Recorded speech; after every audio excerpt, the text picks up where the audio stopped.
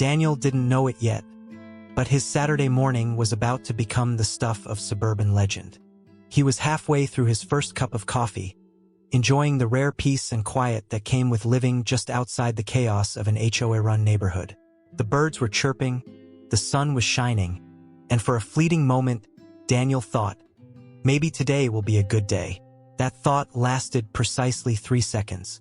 A loud clunk followed by the unmistakable sound of a car alarm shattered the calm. Daniel frowned, setting his coffee down on the kitchen counter. He walked to the window and pulled back the curtain, and that's when he saw it. His parking lot, his private parking lot, looked like the aftermath of a Black Friday sale gone horribly wrong. Cars were crammed into every available space, some even parked on the grass. A minivan was blocking the entrance entirely, its hazard lights blinking like it had just declared itself king of the asphalt. But it wasn't just the cars.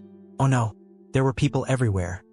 Chatting, laughing, unloading groceries, and in one particularly baffling case, setting up a folding table with what looked like a full brunch spread.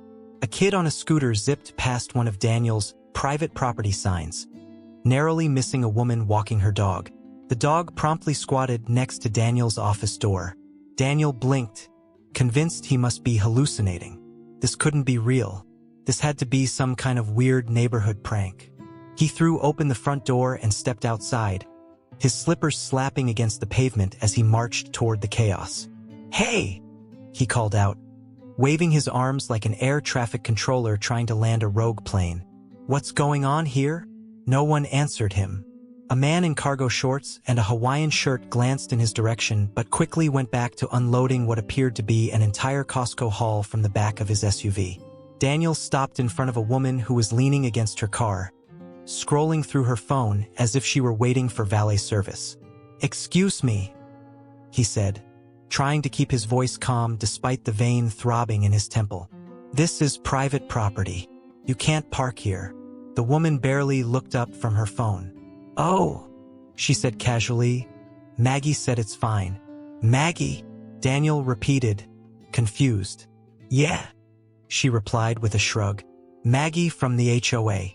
Daniel stared at her for a moment, trying to process what he'd just heard. Maggie from the HOA? What did Maggie have to do with his parking lot? He wasn't even part of their HOA. His office building sat just outside their jurisdiction. A deliberate choice after hearing horror stories about power-hungry HOA presidents who treated their neighborhoods like personal kingdoms. Before Daniel could respond, another car pulled into the lot. A shiny black sedan with tinted windows, and honked impatiently at a pickup truck blocking its path. The driver rolled down their window and shouted, "Move your car! I'm late for Pilates." Daniel turned back to the woman with the phone. "This isn't HOA property," he said firmly. "This is my property." The woman shrugged again as if this information was irrelevant to her existence. "Well," she said lazily, "Maggie said it's fine." Daniel felt his blood pressure spike as he looked around at what had once been his quiet little parking lot and was now some kind of dystopian suburban carnival. A group of teenagers was skateboarding dangerously close to his office windows. Someone had set up a Bluetooth speaker blasting pop music loud enough to rattle nearby fences. And then there was Maggie, or at least what he assumed was Maggie, standing near the center of it all like a queen surveying her domain. She was holding a clipboard and chatting animatedly with another resident while gesturing toward different parts of his property, as if she were giving out free real estate advice. Daniel had seen enough. He stormed across the lot toward Maggie, dodging scooters and folding chairs along the way. By the time he reached her, he was practically vibrating with rage. "Are you Maggie?" he demanded. Maggie turned to him with a smile so saccharine it could have given him diabetes on the spot. She looked exactly like what you'd expect from an HOA president. Perfectly styled hair, pastel cardigan draped over her shoulders, and an aura of self-importance that could suffocate small animals. "Yes," she chirped brightly. "And you must be Daniel. I've heard so much about you." "Great," Daniel said flatly. "Then you've probably also heard that this is private property and you have no right to be here." Maggie's smile didn't waver for even a second. If anything, it grew wider, like she'd been waiting for this exact confrontation all morning. "Oh, don't worry," she said breezily. "We're not doing any harm. It's just that our neighborhood has been having some parking issues lately. Too many cars and not enough spaces. And your lot seemed like such an obvious solution." "An obvious solution?" Daniel repeated incredulously. "It's not even part of your neighborhood." "Well," Maggie replied with a dismissive wave of her hand, "it's not being used most of the time anyway." Daniel opened his mouth to argue but quickly realized there was no point in reasoning with someone who clearly thought property ownership worked like borrowing sugar from a neighbor. Instead, he turned on his heel and marched back toward his office building without another word. If Maggie thought she could get away with this stunt unscathed, well, she was about to learn otherwise. Daniel stormed back into his office building, slamming the door behind him so hard the glass rattled. He stood in the middle of his lobby, hands on his hips, trying to process what had just happened. Maggie from the HOA had somehow decided that his parking lot was fair game for her neighborhood's overflow parking problem. And not only had she commandeered it without so much as a courtesy call, but she'd also turned it into a full-blown suburban circus.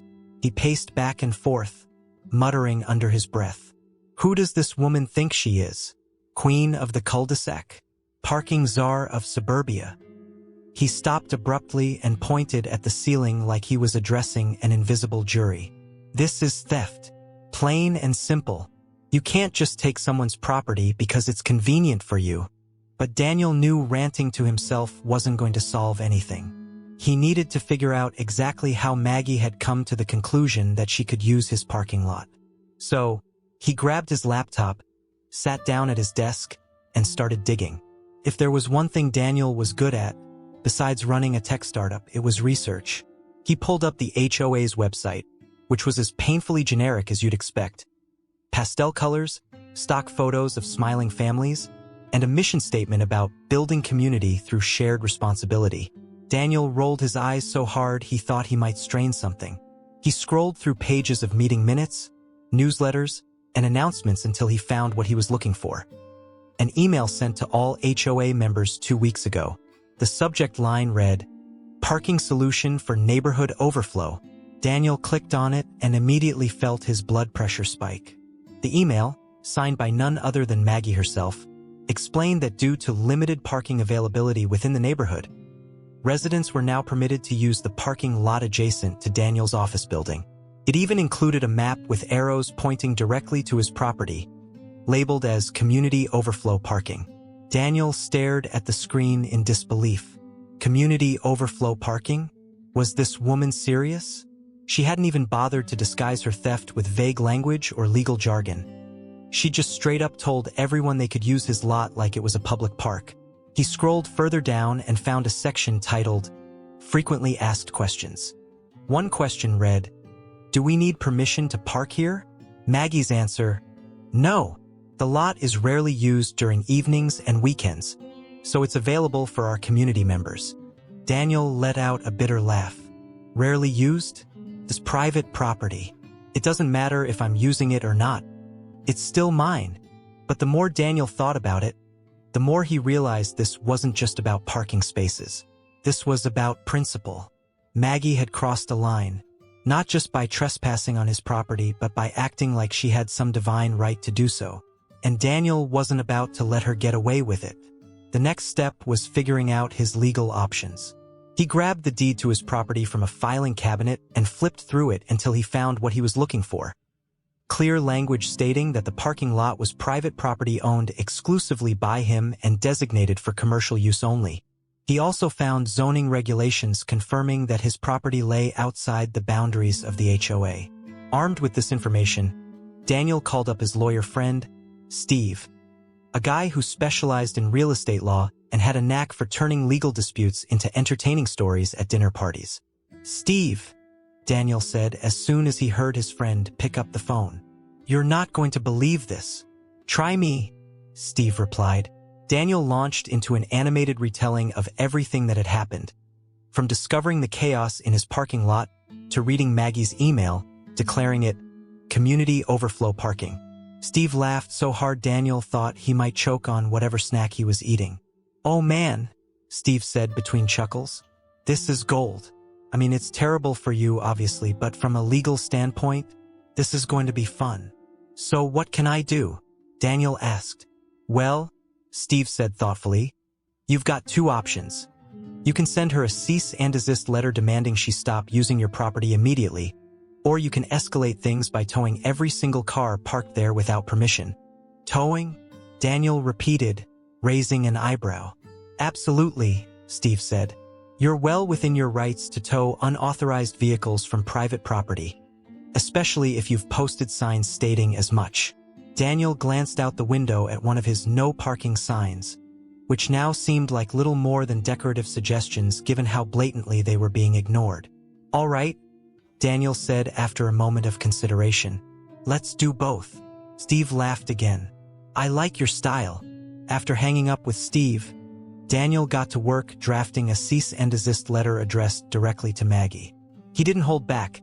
He outlined every legal reason why her actions were unacceptable and warned her that if she didn't stop immediately, he would take further action. Once the letter was ready, Daniel drove over to Maggie's house, well, technically her garage office, and handed it to her in person. Maggie looked surprised but quickly recovered with one of her trademark condescending smiles. She skimmed through the letter before saying dismissively, "Oh, Daniel, you're being so dramatic. It's just parking." "It's my parking," Daniel shot back. Maggie waved him off like he was an annoying fly buzzing around her clipboard. "I'm sure we can work something out." Daniel didn't bother responding. He knew any attempt at reasoning with Maggie would be pointless. Instead, he walked away feeling more determined than ever. Back at his office building, Daniel made one final call to a local towing company with a reputation for efficiency and zero tolerance for nonsense. "I need every unauthorized vehicle removed from my parking lot," he told them. The dispatcher didn't even hesitate. "We'll be there in 20 minutes. Daniel hung up and leaned back in his chair, feeling a strange mix of satisfaction and anticipation. Maggie wanted community overflow parking?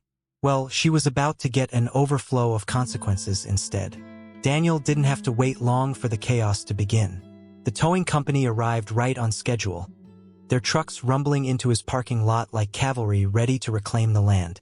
The drivers hopped out, clipboards in hand, and got straight to work. It was a thing of beauty, efficient, methodical, and completely unapologetic. One by one, the cars were hooked up and hauled away. The shiny black SUV that had been parked diagonally across two spaces? Gone. The minivan with the baby on board sticker that had blocked the entrance? See ya. Even the beat-up sedan with duct tape holding its bumper together didn't escape the tow truck's grasp. Daniel stood by his office window, sipping a fresh cup of coffee, and watched it all unfold like he was at a live performance of justice served. It didn't take long for the first wave of angry residents to show up. A man in cargo shorts came sprinting across the lot, waving his arms like he was trying to flag down a plane. Hey, what are you doing with my car?" The tow truck driver didn't even look up as he secured the man's vehicle. "Private property," he said flatly. "No parking allowed." But Maggie said, cargo shorts began, only to be cut off by Daniel, who had stepped outside to join the festivities. "Let me stop you right there," Daniel said, holding up a hand. "Maggie doesn't own this lot. I do, and I didn't give anyone permission to park here." Cargo shorts looked like he'd just been told Santa wasn't real. "You can't do this," he sputtered. "Oh, I absolutely can," Daniel replied with a grin. "And I am." Before cargo shorts could argue further, his car was lifted onto the tow truck and driven away, leaving him standing there with nothing but his indignation and a rapidly growing parking ticket bill. The scene repeated itself over and over as more residents showed up to find their cars missing or mid-tow. A woman in yoga pants stormed up to Daniel, her face red with fury. "This is outrageous. My car was parked here for 5 minutes." Daniel raised an eyebrow and gestured toward one of his many private property. "No parking signs. 5 minutes too long," he said cheerfully. "But Maggie said," she began. "Yeah, Maggie says a lot of things," Daniel interrupted. "Unfortunately for you, none of them matter when it comes to my property." The woman huffed and stomped away, muttering something about calling her lawyer. Daniel almost hoped she would. He'd love to see how that conversation would go. As the morning wore on, the crowd of disgruntled residents grew larger and louder. Some tried reasoning with Daniel. Others resorted to yelling or making empty threats about HOA bylaws that had no jurisdiction over his property. One particularly bold teenager even tried to unhook his car from a tow truck before being chased off by the driver. Through it all, Daniel remained calm and collected. Occasionally sipping his coffee or checking his phone like this was just another day at the office. He knew he was in the right, legally, morally, and every other way that mattered, and there was something deeply satisfying about watching these entitled suburbanites realize they couldn't just take whatever they wanted without consequences. Eventually, Maggie herself showed up, clipboard in hand and an air of righteous indignation radiating off her like cheap perfume. She marched straight up to Daniel, her heels clicking against the pavement with each determined step. "Daniel," she began in that overly sweet tone she used when she wanted something, "I think we need to have a little chat." "Oh, I'd love to chat," Daniel replied with a smile that didn't reach his eyes. "But first, let me ask you something. Did you get my cease and desist letter?" Maggie's smile faltered for a split second before she recovered. "Yes," she said stiffly. "But I thought we could come to a more neighborly agreement." "Neighborly?" Daniel repeated with a laugh. "You mean like how you neighborly decided to use my property without asking? Or how you neighborly told your residents they could park here for free?" Maggie's face turned an impressive shade of red as she struggled for a response. "Well, we were just trying to solve a community problem. And you decided I should pay for it?" Daniel shot back.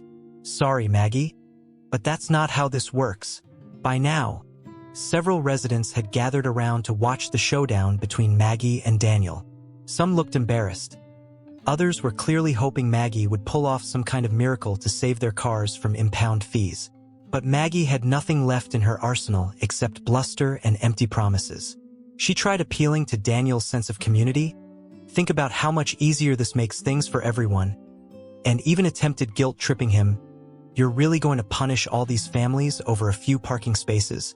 But Daniel wasn't buying any of it. "This isn't about parking spaces," he said firmly.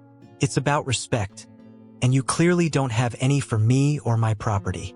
With that, he turned on his heel and walked back inside his office building, leaving Maggie standing there speechless.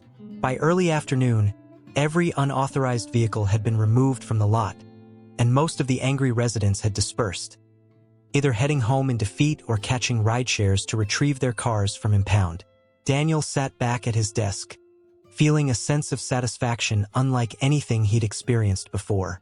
Sure, it had been a stressful morning, but it had also been worth it to remind Maggie and her HOA cronies that actions have consequences. As he sipped what was probably his fifth cup of coffee for the day, Daniel glanced out the window at his now empty parking lot and smiled. For once, peace had returned, and this time it was here to stay. Daniel thought the worst was over. The cars were gone, Maggie had been put in her place, and his parking lot was finally back to being the quiet, private space it was meant to be. He even allowed himself a moment of smug satisfaction as he leaned back in his office chair, sipping his coffee and basking in the glow of victory. But as anyone who's ever dealt with an HOA knows, they don't go down without a fight. And Maggie was about to prove that in spectacular fashion. It started with an email. Daniel opened his inbox the next morning to find a message from Maggie. Subject line, "Urgent HOA matter." He clicked on it, already bracing himself for whatever nonsense she had cooked up this time. The email was long, longer than any HOA email had any right to be, and filled with legal jargon that Daniel was pretty sure Maggie didn't actually understand. She claimed that his actions had caused unnecessary distress to the community and accused him of violating the spirit of neighborly cooperation. She also demanded that he reimburse residents for their towing fees and threatened to take him to small claims court if he didn't comply. Daniel stared at the screen for a moment, then burst out laughing. Reimburse towing fees? Violate neighborly cooperation? Maggie was clearly grasping at straws, and Daniel wasn't about to let her intimidate him. He forwarded the email to Steve, his lawyer friend, with a simple note, "Look what Maggie's up to now. Thoughts?" Steve responded within minutes. This is hilarious. She has no case. Want me to draft a response?" Daniel replied, "Absolutely." A few hours later, Steve sent over a beautifully crafted reply that was equal parts professional and scathing. It politely but firmly reminded Maggie that she had no legal claim to Daniel's property and pointed out that her actions, encouraging residents to trespass, were actually grounds for legal action against her.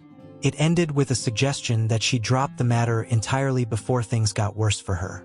Daniel hit send with a grin, imagining Maggie's face when she read it. But Maggie wasn't done yet. Oh no, if she couldn't win through legal threats, she'd try another tactic: public shaming. The next day, Daniel woke up to find flyers plastered all over his neighborhood, on mailboxes, street lamps, even stuck under windshield wipers. The flyers featured a picture of his parking lot, taken during the towing chaos, along with bold text that read, "Is this the kind of neighbor we want?" Below it was a list of grievances accusing Daniel of being selfish, uncooperative, and anti-community. Daniel grabbed one of the flyers and marched straight over to Maggie's house, or rather her garage office, ready for round two. She opened the door with her usual fake smile, clipboard in hand as if she were about to conduct an inspection. "Morning, Daniel," she chirped. "What brings you by?" Daniel held up the flyer like it was evidence in a courtroom. "Care to explain this?" Maggie glanced at it and shrugged. "Oh, just something we put together to raise awareness about community issues." "Community issues?" Daniel repeated incredulously. "This is slander." Maggie waved him off. "Oh, don't be so dramatic. It's just a little flyer." "A little flyer accusing me of being anti-community?" Daniel shot back. "You're lucky I don't sue you for defamation." Maggie's smile faltered for a split second before she recovered. "Well," she said stiffly, "if you just cooperate with us." "Cooperate?" Daniel interrupted. "You mean let you steal my property?" "Not happening." He turned on his heel and walked away, leaving Maggie standing there fuming. But Daniel wasn't done yet. If Maggie wanted to play dirty, he could play dirty too. And he had an idea that would shut her down once and for all. He spent the next few days working with Steve to draft an official cease and desist letter. Not just for Maggie, but for the entire HOA board. The letter outlined every instance of trespassing and harassment they'd committed against him and warned them that any further attempts to use his property without permission would result in legal action. Once the letter was ready, Daniel didn't just email it. He printed copies and hand-delivered them to every member of the HOA board during their next meeting. The meeting was held in Maggie's garage office, of course, and when Daniel walked in unannounced, every head turned toward him like he'd just crashed their secret society gathering. "Good evening," he said cheerfully, handing out copies of the letter one by one. "Just thought I'd stop by and make sure everyone gets this." Maggie looked like she wanted to explode as she skimmed through the letter. One of the other board members, a man with glasses who looked like he'd rather be anywhere else, cleared his throat awkwardly and said, This seems pretty serious." "It is," Daniel replied firmly, "and I suggest you take it seriously." With that, he left the meeting without another word. The cease and desist letter worked like magic. The flyers disappeared overnight, residents stopped harassing him about towing fees, and Maggie went suspiciously quiet, for now.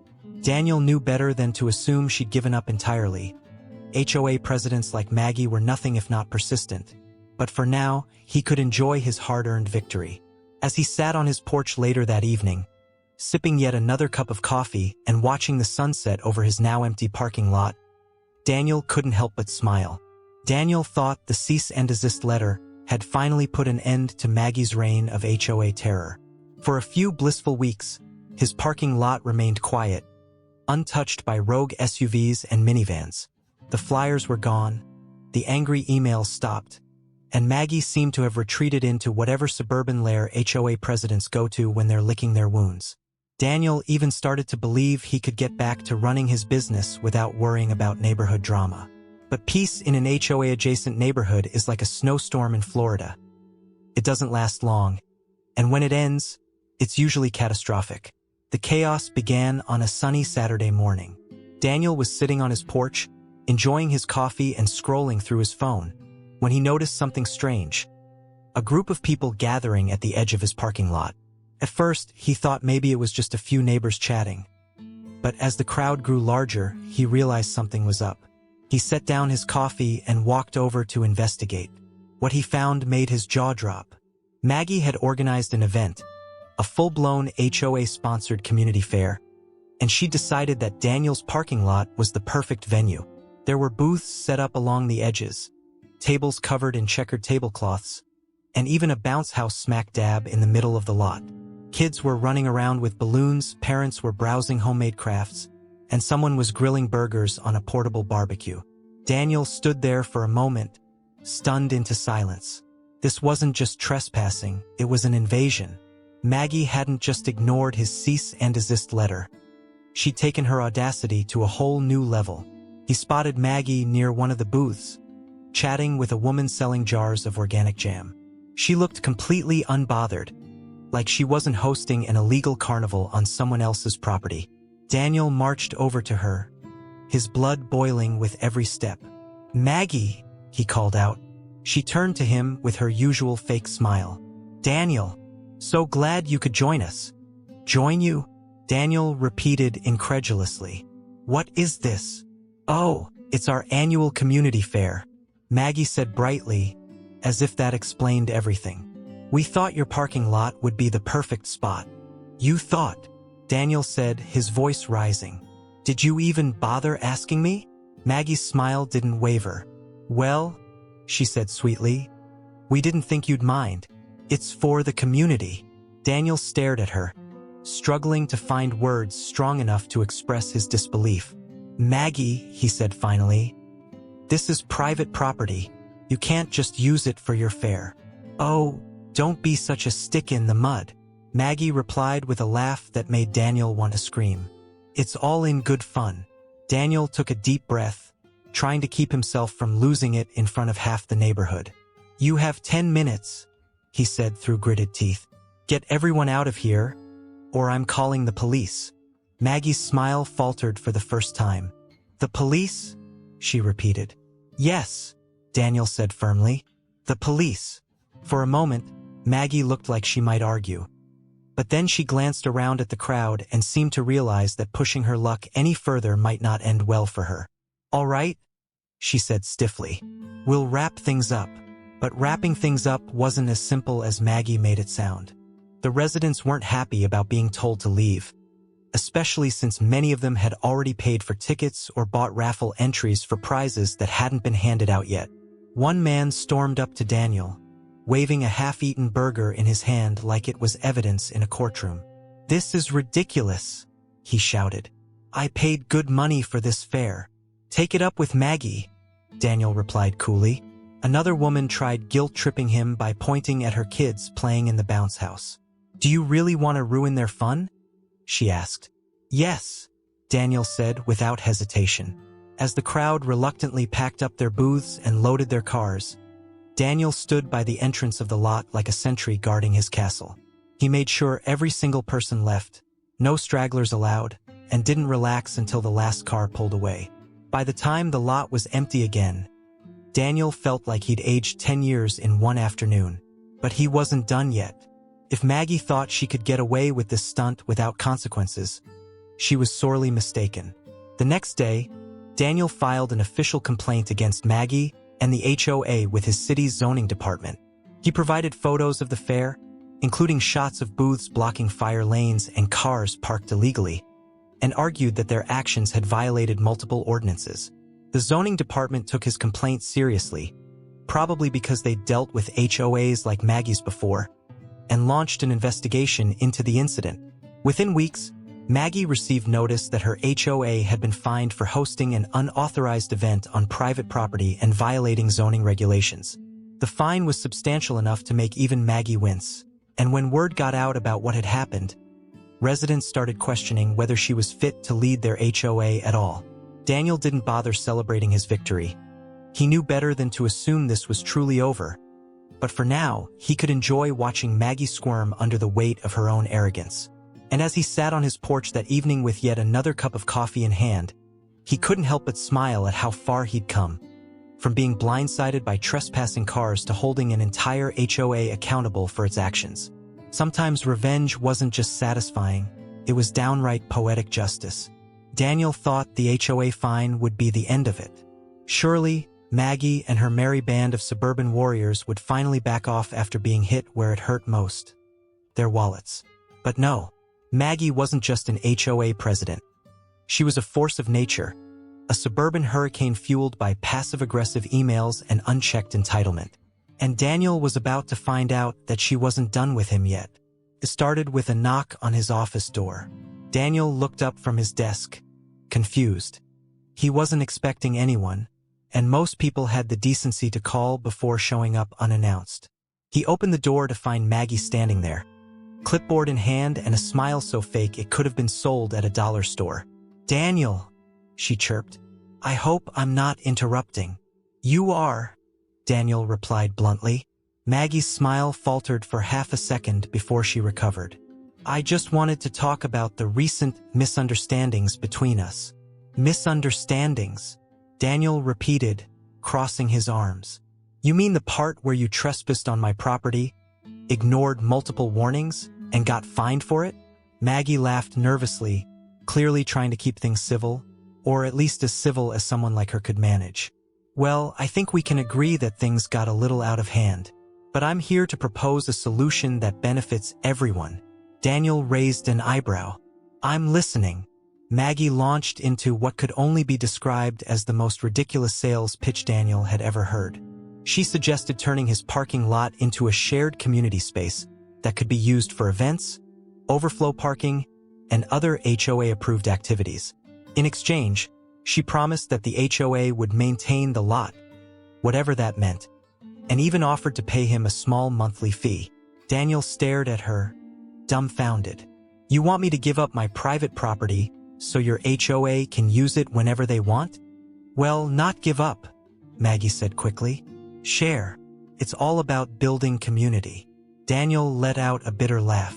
"Maggie, I don't think you understand how property ownership works." "Oh, come on," Maggie said, her tone turning slightly desperate. "This is a win-win. You get some extra income, and we get a solution to our parking problem." "Here's my solution," Daniel said firmly. "Stop using my property without permission." Maggie's smile finally disappeared entirely. She stared at him for a moment before saying in a clipped tone, "Fine, but don't say I didn't try to be reasonable." She turned on her heel and marched away, leaving Daniel standing there shaking his head. But Maggie wasn't done yet. A few days later, Daniel started noticing strange activity around his parking lot. People were loitering near the edges, taking photos and jotting down notes like they were conducting some kind of survey. At first, he thought maybe it was just curious neighbors. But when he spotted one of them holding an HOA-branded clipboard, he knew Maggie was behind it. He confronted one of the clipboard-wielding residents, a nervous-looking man in khakis, and demanded to know what was going on. "Oh," Khakis stammered, clearly caught off guard. "We're just evaluating the lot for potential improvements." "Improvements?" Daniel repeated incredulously. Khakis nodded quickly. "You know, landscaping, signage, maybe even repaving." Daniel narrowed his eyes. "Let me guess. Maggie sent you?" Khakis hesitated before nodding again. Daniel took a deep breath and said through gritted teeth, "Tell Maggie if she wants to evaluate my property for improvements. She can do it from the sidewalk." Khakis practically sprinted away after that, but Daniel knew this was just the beginning. Sure enough, Maggie escalated things even further by filing a formal request with the city to have Daniel's parking lot rezoned as community space. She argued that it was underutilized and could serve as a valuable resource for the neighborhood if its designation was changed. When Daniel found out about this latest stunt, he nearly lost it. Rezoning his property. Was Maggie insane? This wasn't just annoying, it was an outright attack on his rights as a property owner. He called Steve immediately and explained what was happening. Steve let out a low whistle when he heard the details. "Wow," he said. "She's really going for it." "What do I do?" Daniel asked. "Well, Steve replied thoughtfully. You've got two options. Fight her request directly or file your own complaint against her for harassment. Why not both? Daniel said with a grim smile. Steve laughed. I like your style. Over the next few weeks, Daniel threw himself into fighting Maggie's rezoning request with everything he had. He attended city council meetings armed with documents proving his ownership of the property and argued passionately against any changes to its designation. Meanwhile, Steve helped him draft an official harassment complaint against Maggie and the HOA board for their repeated attempts to interfere with his property rights. The combination of these efforts finally started to turn the tide in Daniel's favor. The city council ultimately rejected Maggie's rezoning request after determining that it lacked sufficient justification. And when news of Daniel's harassment complaint spread through the neighborhood, residents began questioning whether Maggie's leadership was doing more harm than good. By the time everything was said and done, Maggie had been thoroughly defeated, not just legally but socially as well. Her reputation as an HOA president was in shambles, and many residents began calling for her resignation. Daniel's victory over Maggie and her HOA was the kind of triumph that deserved a slow clap and a victory lap. The rezoning request had been squashed, the harassment complaint had been filed, and Maggie's reputation had taken a nosedive so steep it probably needed a parachute. For the first time in months, Daniel felt like he could finally breathe. His parking lot was safe, his property rights were intact, and Maggie's reign of suburban terror was crumbling faster than a cheap cookie. But here's the thing about revenge stories, they don't always end with fireworks and confetti. Sometimes they end with quiet satisfaction and a really good cup of coffee. And for Daniel, that was enough. The fallout from Maggie's antics spread through the neighborhood like wildfire. Residents who had once blindly followed her started questioning her leadership. Some were angry about the fines the HOA had incurred because of her decisions. Others were embarrassed by the public spectacle she'd created. A few even apologized to Daniel for their role in the chaos, bringing over baked goods as peace offerings. One woman showed up with a plate of brownies so dense they could have doubled as paperweights. Daniel accepted the apologies graciously but didn't let his guard down entirely. He knew Maggie well enough by now to understand that she wasn't the type to admit defeat easily. Still, it wasn't long before whispers of her resignation began circulating around the neighborhood. And then, one sunny afternoon, it happened. Daniel was sitting on his porch, because where else would he be? When he saw Maggie walking down the street with her clipboard tucked under one arm and a cardboard box balanced in the other. She looked deflated, like someone had let all the air out of her ego. As she passed by his house, she glanced up at him briefly but didn't say a word. Daniel raised his coffee mug in a silent toast as she walked away. It wasn't gloating, it was closure. In the weeks that followed, things finally started to settle down. The new HOA president, a mild-mannered retiree named Bob, reached out to Daniel to apologize for everything that had happened under Maggie's leadership. Bob assured him that there would be no more attempts to use his property without permission and promised to keep the HOA focused on actual neighborhood issues instead of power plays and parking lot invasions. Daniel appreciated Bob's sincerity but couldn't resist adding one final touch to ensure there would be no misunderstandings in the future. He ordered a custom-made sign for his parking lot. A big, bold sign with bright red letters that read, "Private property. Trespassers will be towed and shamed on social media." It wasn't just a warning, it was a statement, a declaration of independence from HOA nonsense. And every time Daniel looked at it, he couldn't help but smile. Now, you might be wondering, did Daniel ever hear from Maggie again? The answer is no, or at least not directly. She faded into suburban obscurity after stepping down as HOA president, presumably spending her days plotting new ways to assert dominance over her lawn or terrorize the local PDA. As for Daniel, well, he got back to running his business without any further interruptions from entitled neighbors or rogue SUVs. His parking lot remained blissfully empty except for his employees' cars and the occasional delivery truck. But more importantly, Daniel learned something valuable from the whole ordeal. Something everyone who's ever dealt with an HOA or any kind of petty bureaucracy can relate to. Sometimes you have to stand your ground, even when it feels like you're fighting an uphill battle against absurdity itself. Because at the end of the day, your property is your property, and no amount of passive-aggressive emails or clipboard-wielding dictators can change that. So here's to Daniel. And here's to everyone out there who's ever had to deal with an overzealous HOA president or an entitled neighbor who thinks sharing means taking without asking. May your parking lots remain private, your property rights remain intact, and your coffee always taste as good as victory.